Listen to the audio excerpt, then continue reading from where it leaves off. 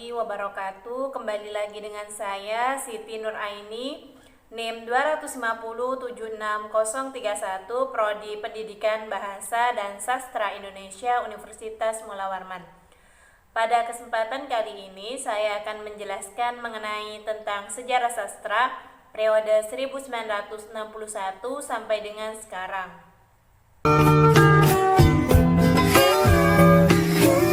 Hakikat sejarah sastra merupakan intisari yang mempelajari perkembangan karya sastra secara kronologis. Pendekatan sejarah sastra secara kronologis, maka istilah periodisasi dan angkatan tak terelakkan. Periodisasi adalah suatu rentang waktu tertentu yang di dalamnya terdapat tonggak-tonggak penting peristiwa kesusastraan. Sedangkan angkatan ialah suatu peristiwa penting dalam satu tonggak penting yang terjadi dalam kesusastraan dalam waktu tertentu. Kajian teori sastra pada tahun 1961 sampai sekarang dibagi menjadi 10 bagian. Yang pertama yaitu membahas mengenai tentang sastra dan politik. Kemudian yang kedua membahas tentang manifase, kebudayaan, dan konferensi karyawan pengarang se-Indonesia. Kemudian yang ketiga yaitu para pengarang lekra. Dan yang keempat para pengarang keagamaan. Yang kelima yaitu sajak-sajak perlawanan terhadap tirani. Kemudian yang keenam yaitu beberapa pengarang. Ketujuh beberapa penyair. Delapan para pengarang wanita. Kesembilan adalah drama. Dan yang ke-10 yaitu esai. Bagian pertama dari kajian teori sejarah sastra periode 1961 sampai dengan sekarang yaitu mengenai sastra dan politik. Para sastrawan Indonesia menunjukkan perhatiannya kepada dunia politik. Di antaranya ada Muhammad Yamin dan Rostam Effendi. Beliau terkenal sebagai politikus, namun lebih terkenal sebagai politikus daripada sebagai seorang pengarang. Pada tahun 1950 dibentuklah Lembaga Kebudayaan Rakyat atau disebut dengan Lekra yang menganut seni untuk rakyat yang kemudian menjadi organ kebudayaan resmi dari PKI. Karena adanya perbedaan pemahaman, maka muncullah Lembaga Seniman Kebudayaan Muslimin Indonesia yang dibentuk oleh NU serta organisasi-organisasi lainnya seperti Himpunan Mahasiswa Islam dan Pelajar Islam Indonesia atau disebut dengan PII serta lembaga dan partai lainnya. Bagian yang kedua dari periode sejarah sastra tahun 1961 sampai dengan sekarang yaitu mengenai manifest kebudayaan dan konferensi karyawan pengarang se-Indonesia. Manifest mendapatkan sambutan baik dari banyak orang. Di sisi lain, manifest sendiri dapat mempermudah Lekra beserta kampanyenya untuk menghancurkan musuh-musuhnya. Namun, pihak manifest juga tidak tinggal diam. Mereka melakukan konferensi pengarangan dan diberi nama Konferensi Karyawan Pengarang se-Indonesia. Konferensi berlangsung di Jakarta pada bulan Maret tahun 1964 yang menghasilkan Persatuan Karyawan Pengarang se-Indonesia. Namun hal ini ditolak oleh Presiden Insinyur Soekarno. Semua seniman, budayawan, dan pengarang yang menandatangani manifest kebudayaan ini diusir dari segala kegiatan dan bahkan dipecat dari jabatan mereka. Selanjutnya bagian yang ketiga yaitu mengenai tentang para pengarang lekra. Antara lain ada Adi Sidharta atau disebut dengan DN Daharta. Tempat lahirnya yaitu di Cibeber 7 Maret tahun 1924. Beliau adalah salah satu pendiri Lembaga Kebudayaan Rakyat atau disebut dengan Lekra. Ia pernah menjadi hartawan harian buruh di Yogyakarta. Pada masa revolusi, ia bergabung dalam Angkatan Pemuda Indonesia. Kemudian pengarang yang kedua yaitu ada Lukman Nyoto atau disebut dengan nama Yoto. Lahir beliau yaitu di Kabupaten Bondowoso tahun 17 Januari tahun 1927. Beliau adalah wakil ketua PKI dan berteman dekat dengan DN Aidit. Pengarang Lekra yang selanjutnya yaitu ada Joebar Ajweb. Beliau lahir di Bukit Tinggi 16 Februari tahun 1926. Beliau adalah seorang penulis Indonesia dan juga seorang penerjemah serta pengamat kebudayaan. Ia pernah menjadi anggota Dewan Penasehat Siaran Radio, kemudian anggota Dewan Pertimbangan Pemuda, dan anggota Dewan Film, dan menjadi anggota DPTG atau MPRS, dan beliau juga menjabat sebagai anggota pimpinan Pusat Lekra pada tahun 1959 sampai dengan tahun 1965. Yang keempat dari periode sejarah sastra tahun 1961 sampai dengan sekarang yaitu mengenai para pengarang keagamaan. Berikut ini ada beberapa kumpulan karya sastra tentang Islam dan para pengarangnya. Yang pertama yaitu kumpulan cerpen dan roman berjudul Ummi Kulsum dan Perjalanan ke Akhirat karya Jamil Suherman, diterbitkan oleh penerbit Nusantara. Kemudian yang kedua yaitu ada kumpulan sajak berjudul Gema Lembah Cahaya pada tahun 1964, karya Muhammad Saribi Afan, diterbitkan oleh penerbit Pembangunan. Kemudian yang ketiga yaitu kumpulan sajak dari 8 orang penyair berjudul Manifest, diterbitkan oleh penerbit Tinta Emas. Sedangkan karya sastra orang-orang Katolik mempunyai sebuah majalah bulanan kebudayaan umum yang terbit di Yogyakarta. Basis yang terbit sejak tahun 1951. Yang kelima yaitu mengenai sajak-sajak tirani. Tirani berjumlah 18 puisi. Judul puisinya antara lain yaitu yang pertama adalah Sebuah Jaket Berlumur Darah. Kemudian yang kedua yaitu Merdeka Utara. Yang ketiga Harmolan Segera. Yang kelima Karangan Bunga. Dan yang keenam Salemba. Ketujuh Tabloid Menjelang Malam. Kemudian yang kedelapan Dari Catatan Seorang Demonstran.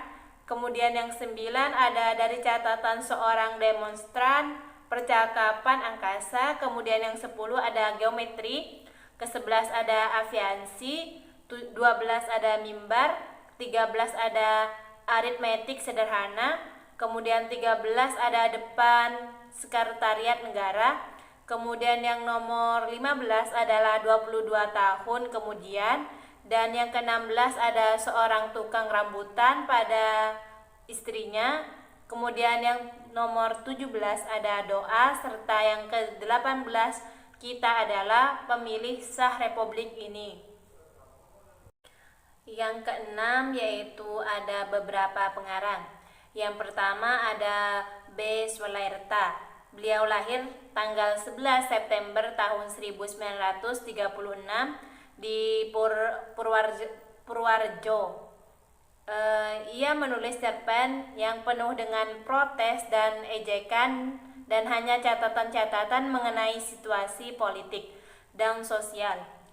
Dramanya yang berjudul Domba-Domba Revolusi mendapatkan reaksi dari orang-orang Lekra.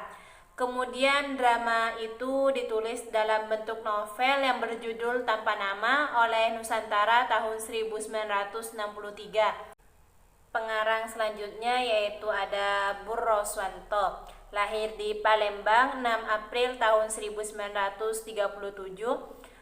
Beliau menulis sajak, esai, dan roman.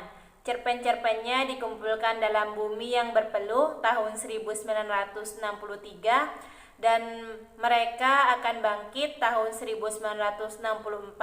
Sajak-sajaknya yang berjudul Mereka Telah Bangkit diterbitkan dengan stensil. Romannya yang berjudul Sang Ayah tahun 1969 dan Manusia Tanah Air. Selanjutnya yang ketujuh yaitu ada beberapa penyair, antara lain ada Taufik Ismail, lahir di Bukit Tinggi tahun 1937 dan dibesarkan di Pekalongan. Beliau mulai mengumumkan sajak-sajak, cerpen-cerpen, dan esai-esainya sejak tahun 1954. Baru pada awal tahun 1966 ia muncul ke permukaan ketika karyanya berjudul Tirani berisi sajak-sajak diumumkan di tengah-tengah demonstrasi para mahasiswa dan pelajar yang menyampaikan Tritura. Penyair selanjutnya yaitu ada Gunawan Muhammad. Sajak-sajaknya banyak tersebar dalam majalah dan mempunyai suasana muram sepi menyendiri. Kesunyian manusia di tengah alam sepi tanpa ada kata banyak menjadi temannya. Misalnya, senja pun jadi kecil, kota pun jadi putih. Selanjutnya penyair lain ada Saini Kosim atau Saini KM. Beliau adalah seorang penulis Indonesia, banyak menulis karya drama selain puisi, novel, dan esai. Kemudian yang kedua ada Prof. Dr. Sapardi Djoko Damono. Ia adalah seorang pujangga kebangsaan Indonesia terkemuka. Ia kerap dipanggil dengan singkatan namanya SDD. Ketiga ada Budiman S. Hartoyo. Beliau tergolong sebagai penyair angkatan 66. Budiman biasa menyutradarai drama, melatih paduan suara, dan belajar menggambar.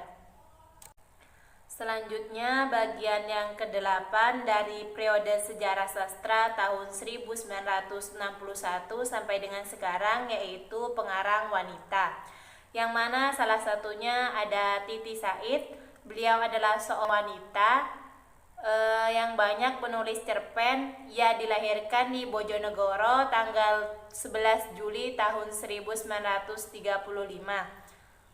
Pengarang wanita selanjutnya yaitu ada S. Jahjaningsih. Beliau muncul dengan sebuah kumpulan cerpennya yang berjudul Dua Kerinduan pada tahun 1963. Pengarang wanita selanjutnya ada Erni Siswati Hutomo. Beliau banyak menulis cerpen yang dimuat dalam majalah sastra. Selanjutnya ada Eni Sumargo. Beliau lahir di Blitar tanggal 21 November tahun 1943. Pengarang wanita selanjutnya ada Susi Aminah Aziz. Beliau lahir di Jatinegara tahun 1939 yang telah menerbitkan kumpulan sajaknya yang berjudul Seraut Wajahku pada tahun 1961. Selanjutnya yang ke-9 dari sejarah sastra periode 1961 sampai dengan sekarang yaitu ada drama. Pengarang drama antara lain ada Muhammad Diponegoro. Beliau lahir tanggal 28 Juni tahun 1928 di Yogyakarta. Beliau adalah ketua dari grup drama teater Muslim di Yogyakarta. Karya-karyanya kebanyakan diambil dari sejarah dan cerita-cerita Islam, antara lain ada Iblis dan Surat kepada Gubernur. Selanjutnya ada pengarang drama yang bernama Muhammad Yunan Helmi Nasution. Beliau adalah pemimpin himpunan cendekiawan Islam atau disebut dengan HSBI dan telah menulis serta mementaskan drama-drama hasil karyanya seperti Iman dan lain-lainnya.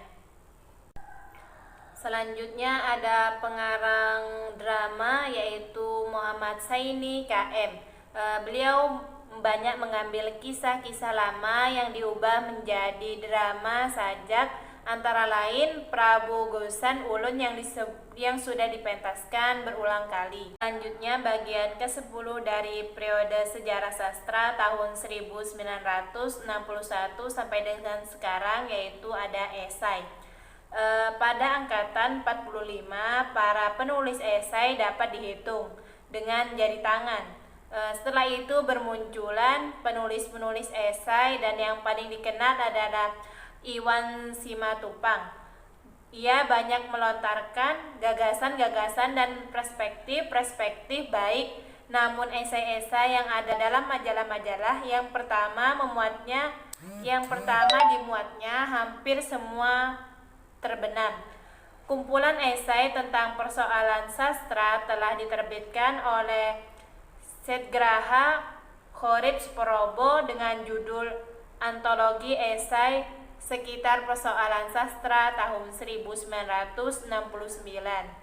Dapat disimpulkan bahwa periode sejarah sastra tahun 1961 sampai dengan sekarang, yaitu karya sastra pada periode 1961 lebih berfokus pada proses sosial terhadap pemerintahan yang dituangkan dalam bentuk sajak, kumpulan puisi maupun roman. Dan pada zaman sekarang karya sastra tidak berfokus lagi pada proses sosial, di mana karya sastra yang sebelumnya dikenal dengan roman sekarang lebih dikenal dengan novel. Demikian yang dapat saya sampaikan.